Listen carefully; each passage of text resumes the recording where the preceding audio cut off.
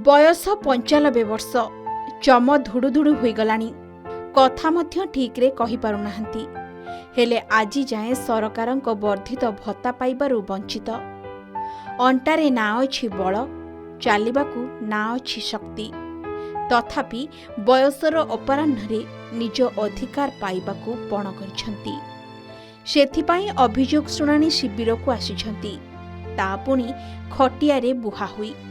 हाँ आज्ञा खटियारे सोई सोई निज अभियोग शुणाइबाकू आसिले पीरा चौहान। कथाटा निश्चय अड़ुआ लगुथिबो कारण ए बयसरे एभली अवस्थारे जणे काहींकी किछि अभियोग करिबाकू आसिबो तांकर कोन आउ केही नथिले कि एमिति प्रश्न सबु मनरे आसिबा स्वाभाविक। तेबे आसंतु जानिबा काहींकी परिणत बयसर ए वृद्धांकू बुहा होई आसिबाकू हेला अभियोग शुणाणी शिविरकू। सुवर्णपुर जिला तरभारे जिला प्रशासन पक्षरु सोमवार दिन मिलित जनशुणाणी शिविर रे देखिबाकू मिलिथिला एमिति एक दृश्य। प्रशासन पाखकू अभियोग करिबाकू पहुंचिथिले एही वृद्धा 95 वर्षिया पीरा चौहान को घर तरभा ब्लॉक अंतर्गत सिंघारी गाँव रे। जहा सूचना मिली राज्य रे नूतन सरकार आसिला परे 80 वर्षरु ऊर्ध्व व्यक्ति को 3500 टंका भत्ता प्रदान करि आछंती हेले पीरांकू ए जाए मात्र 1500 टंका भत्ता मिलुछि। एने स्थानीय ब्लॉक प्रशासन पाखरे बारंबार अभियोग होइथिले मध्य पीरांकू नूतन सरकारी नियम अनुଯାयी वर्धित भत्ता प्रदान करा जाई नाही। पीरांकर जणे मात्र झियो जे कि विवाह करि सारिछंती तेबे वयसाधिक कारणरू पीरा एबे ना चाली बुली पारुछंती ना ठीक भावे कथा कहि पारुछंती। निजर खर्च पई निज अधिकार साब्यस्त करिबाकू पीरा पहुंचिथिले अभियोग शुणाणी शिविर रे।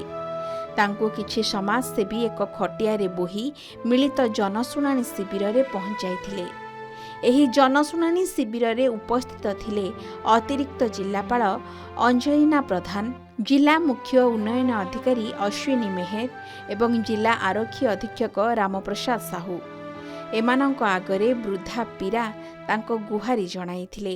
देखोन ये मामा के पाखापाखि 95 वर्ष लानो आउ से बाबार कथा 3500 टका से पाई नहीं पार्बार अनेक थर मैंने आम कहीचु भरवाली सेन स्थानीय नेता मैंने भी कही कुआ थे कि नहीं आमको जना नहीं किंतु आम अनेक थर मैंने प्रशासन नजर के आनीचु आज मामा माने निजे आसिक खटरे बुआ हो सामाजिक न्याय आज ग्रीवेन्स इनू आउ माने खराब जिनस किसी ना प्रशासन के माने देखबार कथा ग्राउंड के उतरिकी केन माने प्रकृति न्याय पावार लगी अच्छन केन माने योग्य हिताधिकारी अच्छन से निजे चयन कर लोकलोचन के आनबारटा हूँ प्रशासन दायित्व आउ सेटा प्रशासन कौन ना कौन जगार गोटे डिस्टेंस रखी दूजे बोलिकी मुझे भावुचे। बयसर अपराह्ନରେ 95 वर्षर असहाय वृद्धा खोजुछंती बंचिबार सहारा। शरीरर पंजरा हाड़ भी गणी हो जाउछि।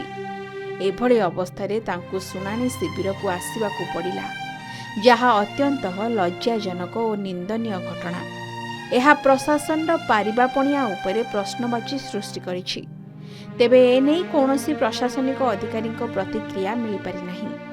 यथाशीघ्र स्थानीय जिला प्रशासन एही असहाय वृद्धांक समस्या दूर करिबा सह तांकर थैथान व्यवस्था करिबाकू दाबी होइछि। सुवर्णपुर शेषदेव बारिक रिपोर्ट के न्यूज ओडिशा।